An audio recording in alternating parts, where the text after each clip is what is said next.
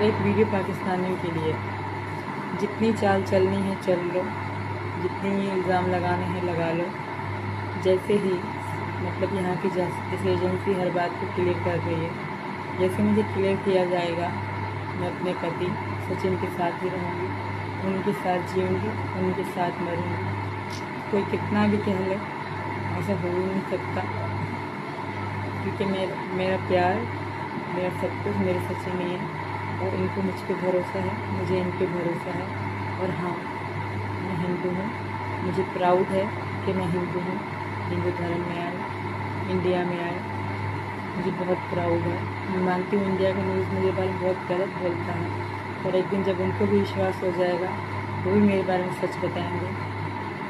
देख लेना, एक दिन सब मानेंगे मेरी मोहब्बत को। मेरा आपसे प्यार था, प्यार है।